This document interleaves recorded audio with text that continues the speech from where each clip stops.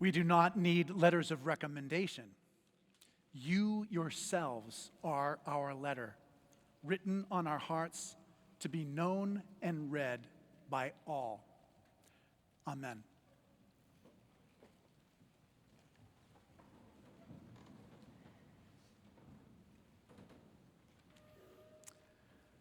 Strangely enough, everyone remembers the weather that day. It was temperate, perfect blue skies with distant horsetail clouds, the beginning of fall in Northern California. I was only half awake, but Heidi had just heard the news from Auntie Robbie on Maui. A plane had crashed into the side of the World Trade Center in New York City. And on our bedroom television, we watched the next plane hit, and ultimately we saw that massive landmark collapse into dust. 24 years ago today, I was deeply worried about my best friend from college. He worked in the Pentagon. I couldn't get word to him or find out how he was doing. We didn't even own a cell phone back then. Thankfully, he was at another building that day, but terrorists crashed an American Airlines flight into his office building, killed all 66 people on the plane, along with 125 civilian and military colleagues on the ground. It really took a few days before we understood what was going on, didn't it? We realized that my close work friend, Waleed Iskandar, was a passenger on the first flight to hit the towers. Waleed and I had shared an office together in that first few years after you graduate from college. He'd been born in Beirut, Lebanon, and had seen it during his course of his lifetime, the city just degenerate into chaos and conflict. He was educated in Kuwait and came to the United States to study at Stanford University. He was such a fun person. I wish I could express what he was like. He had a great sense of humor.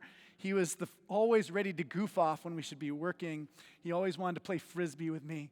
I miss him very much. He was more American than I am, and he was ready for any wacky adventure all the time.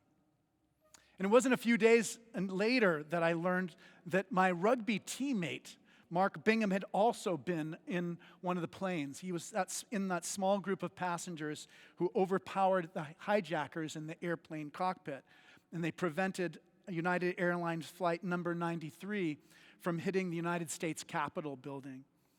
So unable to reach anyone else, my friend Mark left this message on his aunt's answering machine. It's the last sound that we have of his voice. He said, "This is Mark Bingham. I want to let you guys know that I love you in case I don't see you again. I'm on United Airlines Flight 93.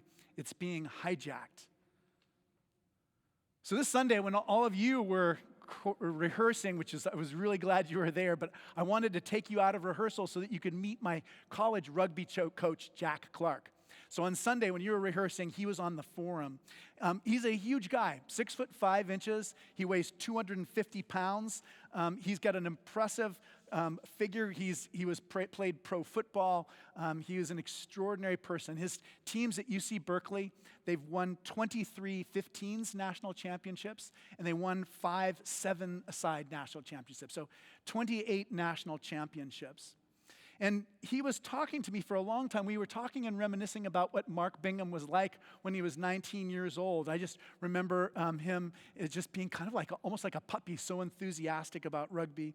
And Coach Clark talked about how today our other teammates are going to be running around campus with a flag to remember Mark's sacrifice many, many years ago.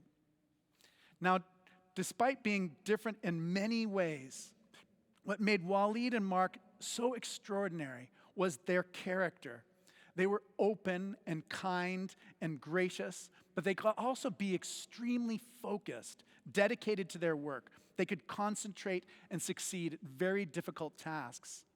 So on Sunday, Coach Clark mentioned 2 things that he especially stood out for me. The first thing he said was that all his teams, all his work with sports begins with gratitude. He said that their motto lately has been entitled to nothing, grateful for everything. And the second thing that Coach Clark pointed out is that achieving excellence in one area makes it a lot easier to attain excellence in another. We learn what excellence looks like and feels like.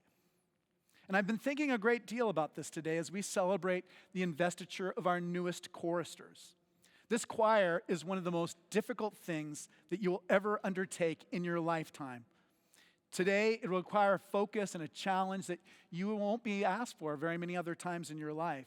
And so today we're celebrating the 13 boys who have been honing their skills, coming to choir class twice weekly for over the last year, along with rehearsal every day since January. They have been tested at choir camp, and they are ready to take their full place among our other choristers. Now, it would be negligent if I didn't also mention our 8th grade choristers, Gray, JW, Crockett, and Jack. I have been so impressed with the 4 of you watching as you've grown up, and I'm really impressed with you over the years, and I know that you're going to be great leaders in this group this year. I'm really excited about what you're going to bring to the choir. And I also want to point out that this is not an easy thing either. This choir is a choir that's internationally recognized, and it's one of the largest choirs we've ever had. So we've got a lot of challenges ahead this year. Now, I also want to mention that we recently learned the news that this will also be Burns Jones's last year. He's going to be graduating in this next spring with the 8th graders. I wanted to thank Mr. Jones for his dedication, his service to this cathedral, his service to the school. We talk about portrait of graduate, what we imagine a graduate to be like, and Mr. Jones exemplifies that strong character, that wisdom, all the Christian virtues. And I'm grateful to have Mr. Jones as my friends, and I'm grateful that we can celebrate his many accomplishments over the course of this year. But I want to conclude by talking a little bit about what September 11th, 2001 felt like here at Grace Cathedral. I know, Kathy, you were here. Who else was here? Raise your hand. Yeah. Oh, yeah. So ask all the hand raisers about what it was like. But September 11th on that year was a Tuesday, and that day we had an overflowing crowd in a service in which Dean Allen Jones held up a small baby and talked about hope for the future. The next day was Wednesday night, and we had a huge service. Thousands of people were here. And the service began with a call to prayer in Arabic. The president told everybody to go to church, so thousands more came here on Thursday and Friday. One of my friends said that we saw waves. He said tsunamis of people coming up the hill to Nob Hill to Grace Cathedral from the financial district downtown. And do you know who greeted all those people as they got here? Thousands and thousands and thousands of people that terrible week.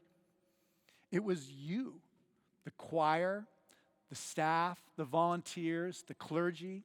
You were the ones who showed them hospitality. You were the ones who helped them when they most needed it. We shared a picture of hope and of God's love for all people. And we helped people who had lost so much and who didn't know where to go. This choir, this clergy, these volunteers, we will be here for people again and again and again. The Apostle Paul writes to his friends in Corinth, and he says, "We do not need letters of recommendation. You yourselves are our letter, written on our hearts, to be known and read by all." Congratulations, choristers. Thank you for being God's letter of hope and possibility to the world.